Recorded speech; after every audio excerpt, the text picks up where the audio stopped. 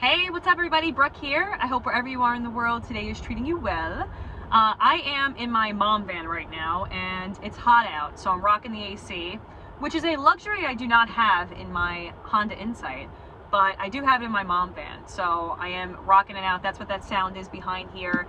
Rough angle, a lot of things going on with this camera angle, but this is what I'm working with right now. So anyway, I wanted to make this video because I finally did it. Finally broke up with coffee. We're done. I'm never going back. It's over. Don't call me, nothing, right? We're over, we're through, kaput. I'm never ever drinking coffee again. I'm done. So I've said it before and I've been lured back, okay? I've been lured back, especially with the pop and bottle lattes, man. That's my freaking Achilles heel. Pop and Bottle is a company. It's like an organic company. They sell coffee and all this other stuff. And I love their company. I love what they stand for, but I can't drink coffee. It makes me crazy. And I'm already someone that's very like, ah, right? Like I can't drink coffee. It does not help me. So I'm making this video today because I've been learning a lot about stimulant abuse in America specifically. And a lot of people, are burning the candle at both ends, right? They're working a lot, they're not sleeping enough, they're doing a million different things, and people get, sorry, I just got like AC just hit my eye, and I'm like,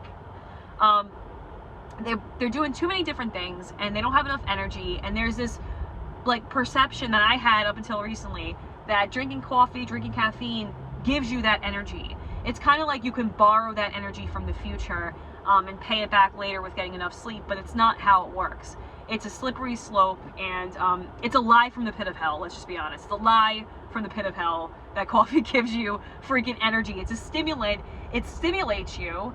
It's not something that you drink that's full of energy that you're like, oh, let me get this energy from this. It's a reaction that your body's having to this stimulant, right? So it's like you drink this, and then it's really like firing off all the neurons, and it's giving you that feeling of like endorphins and just stimulating, which I guess kind of is giving you energy, but I'm trying to say that you're not getting it directly from like I'm not going to drink this and get like a ton of energy from it, right?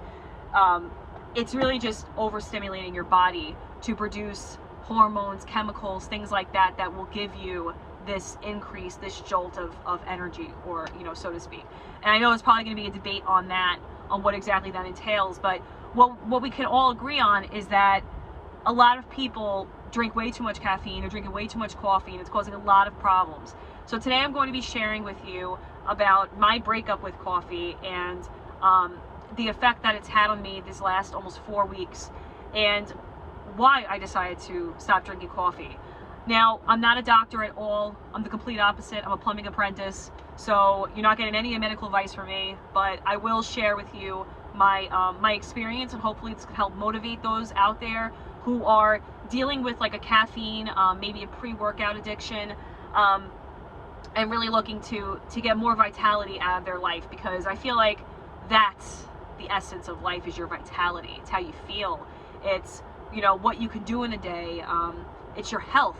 It's the fountain of youth is vitality, is your health, is everything. Because when you don't have that, then life isn't as fun. I will say that my journey with drinking coffee, started in like my early to mid 30s. I really started drinking coffee when I entered the union, the plumbers union. I was doing like really early hours. I'm still doing really early hours, but I'm used to that schedule. But when I first got into the union, it was such a jolt to my system, because 10 years before that, I had been doing my own schedule. You know what I mean? I had my own business. I was doing my own thing, so it wasn't really an issue. I didn't have to wake up at 4 o'clock in the morning. And I found that like adjusting to this schedule, especially with raising a family, was a lot for me. And I'm like, damn it, like I need something, right? So it started with pre-workout, which I always flirted with, in different parts of my life, different times in my life. I would like take them when I was like big into the gym. Not so much training in martial arts, because it was different. It was just different. I didn't really need like more energy from martial arts as opposed to like, running at the gym, biking at the gym, whatever. So I started with like pre-workouts a little bit, taking it in the morning, and then it just kind of gradually went to coffee. And I always had a stance on not drinking coffee. I always knew that you know, when you drink too much coffee, it drains the water out of you. It comes out of your colon. It causes headaches. There's a lot of things that, like, if you go down the rabbit hole of looking into stimulant use, and coffees particularly, it can do damage. It can do long-term damage for sure. Mess up your circadian rhythm, just cause all different types of issues. So I'm in a parking lot, so don't mind me if I'm like, you know. But anyway, so when I started drinking coffee, I remember feeling like I got a sense of energy, and I'm like, okay, I feel good, right? Like, I'm like ready to go. It's 7 o'clock. I'm running laps around these guys on the job site.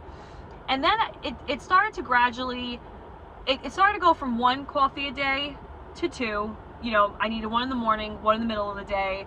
And then it went to 3 when I have my afternoon coffee, when I was leaving work. And then I go to school 2 nights a week. And then it started to be like I would take a coffee when I'm at school, because I'm like, well, I have 4 more hours of school, so let me drink coffee to get through this. And a back and forth I would go with drinking the coffee and then not drinking a lot of coffee, and then drinking coffee and then not drinking a lot of coffee. But it really ended, I'd have to say, back in May. I was still drinking coffee up until this point, but I got to a point where my sleep was so bad. I'm literally at a point where right now that I can't get more than like 5 hours of sleep without waking up, or realistically 4 hours. I wake up in the middle of the night, and I'm really trying to get my circadian rhythm together. I'm trying to get it in a healthy point, get like real sleep, because you need to be sleeping. You need real sleep to rejuvenate, to really like replenish yourself. And there is no replacement for sleep, good quality sleep. So I was like really getting miserable, right? I was really getting miserable, and I was just not happy. I was just not happy. Not getting enough sleep, you know, I feel like I was eating like crap, because it's kind of like when I used to do deliveries back in the city, my diaper service days. In order to stay up, I'd have to eat something. And if I had something, the worse it was, the longer I'd stay up. So if I had like a vegan donut, or like, you know, whatever, there was like a vegan spot out there that I go to pretty regularly. And I get a bunch of food there, but it was all like deep fried. It wasn't good for you, and that would help keep me up. And then of course you gain weight. It's like a whole cycle. When you're in the cycle, it's really hard to get out of the cycle. So that's another reason why I'm making this video. But I was just like, you know, I'm not losing this weight. And as someone who suffers with Hashimoto's thyroid disorder, you would know, like, a lot of people, it's not recommended that you drink coffee. Like, my doctor specifically told me to stay away from caffeine, dealing with it, because it stresses your thyroid out. It causes you to, you know, create new nodules, for new nodules to grow. For those of you who know that, you know what it is. And it messes up your T3 and T4 levels. So you really, you know, your best bet is to stay away from coffee when you're dealing with a thyroid issue. But I was just like really disjointed. I was getting really depressed. I was really like I was not able to get it together. And I'm like, well, how am I going to get through the day without drinking coffee? Now, again, back in May, I had gotten a full blood panel, the first full blood panel I've ever gotten. I'm someone that has 3 children, and I never got a full blood panel like that before. It was like 19 or 20 vials of blood they took from me. And I literally felt like I was going to pass out. I literally felt like I was going to pass out. But I saw like a good snapshot of my health, and it was a lot better than I thought. I am low in iron. I am low in D3. I am, you know, dealing with Hashimoto, so I have a wonky thyroid and thyroid levels. But it's all manageable, especially with really like high quality supplements and good diet and exercise and sleep.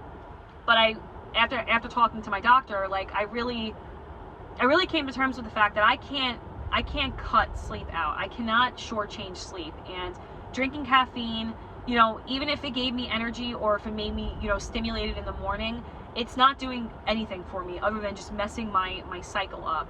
Now, I do believe that there are people, like my husband, he can drink coffee and then go to sleep, he's fine, right?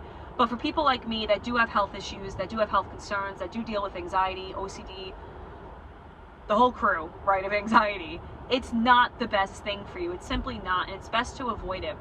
So it started where I was like, well, let me go to green tea, right? So let me go to like the lesser of the 2 evils. Let me go to green tea because there are benefits of drinking that. But I always would go back to coffee because I'm like, oh, well, what's the point? It's the same. For some reason, my reptilian part of my brain would be like, it's the same caffeine milligrams. It's got benefits, whatever. Like however I would like sing to myself in my head about like, you know, or persuade myself to continue to drink coffee. That's what I would do, and I go back to it. So I went back to it, and I was like, well, I can do it in moderation. I'll do one latte a day.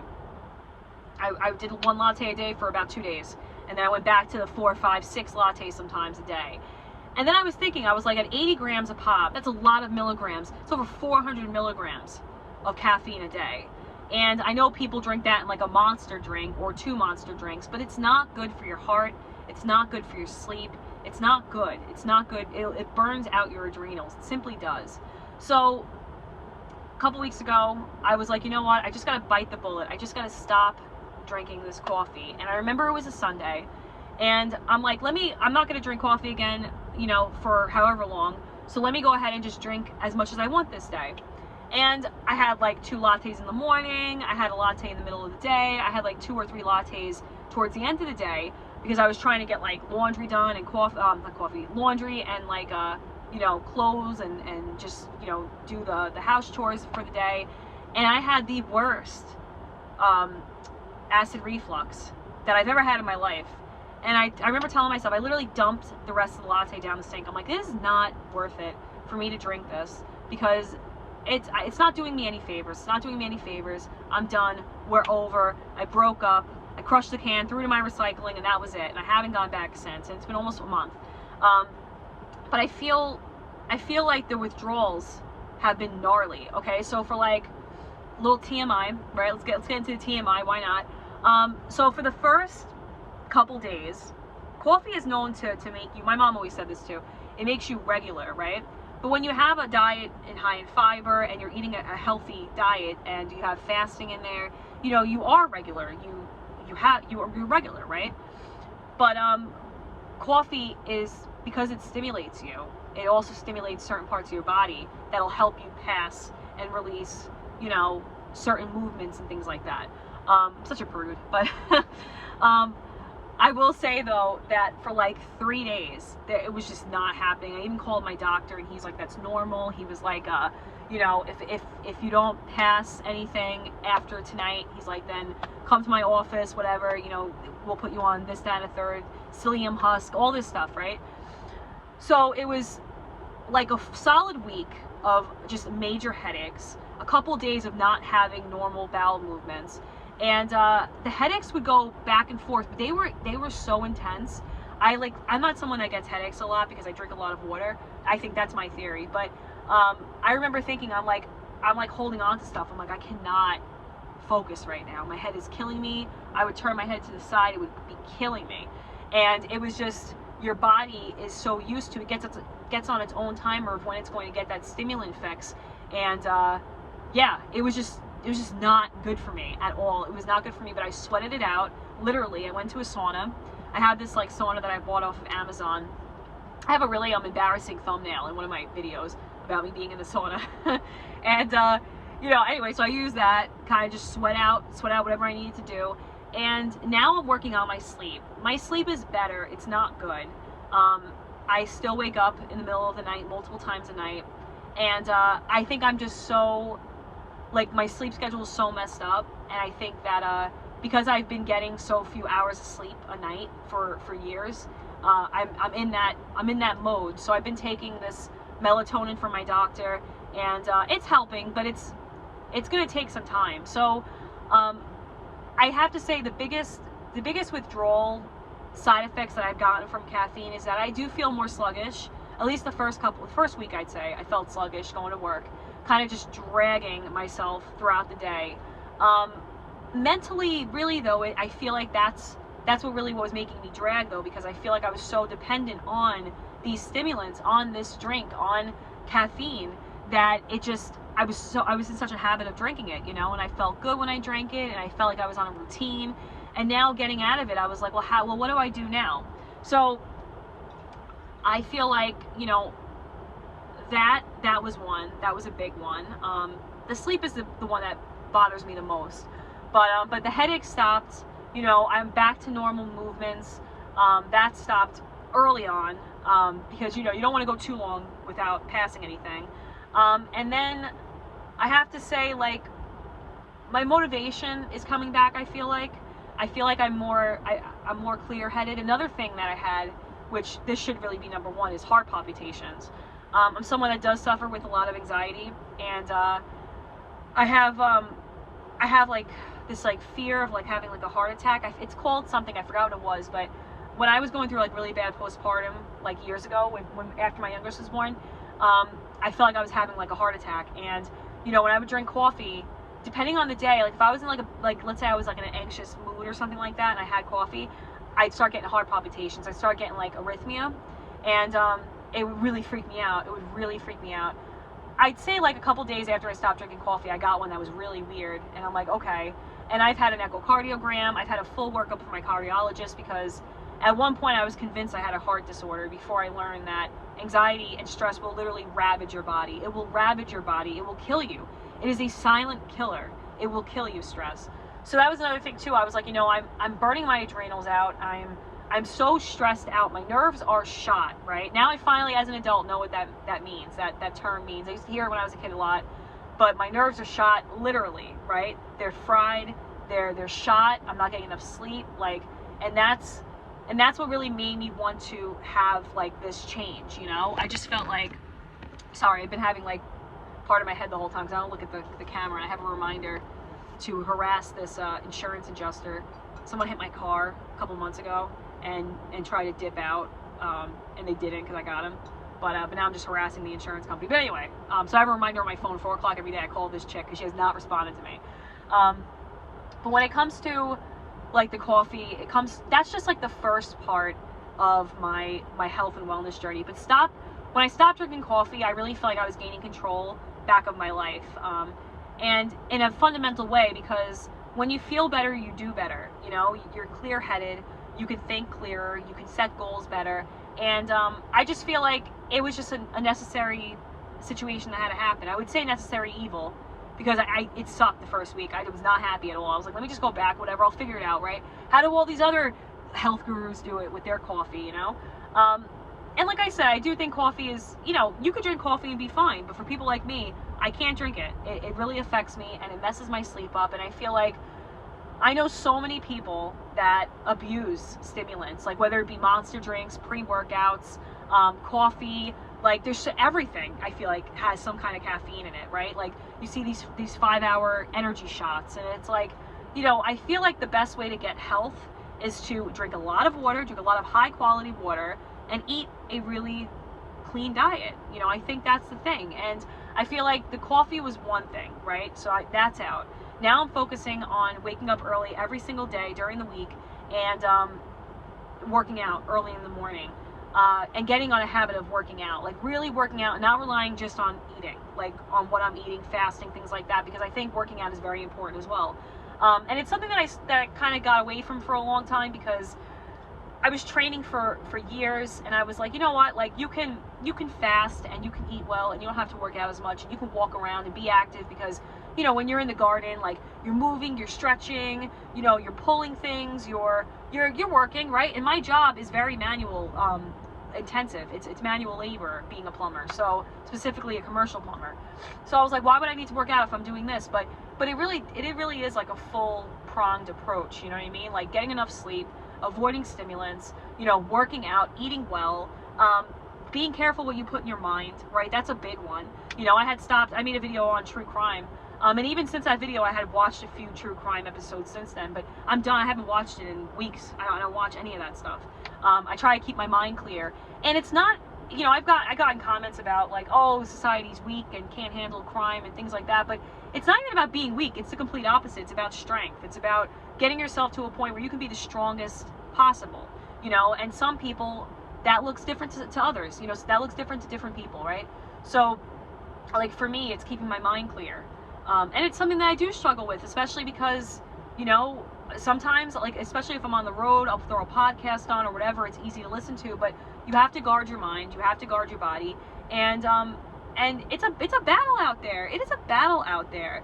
For as easy as things are in the world, with the fact that you can communicate with anyone that you want. I can post this video and it's going to go to whoever sees it, wherever. I can reach out to anyone, right? Send text message to people, everything. Like you can call, you can do anything online. You can do anything. get Uber delivered right to your door. You can literally work from home and never leave your house. But for as easy as life has become, it's become harder in other ways. And that's the discipline aspect. I feel like you really have to fight to be disciplined. And, you know, it's something that I'll just never give up on.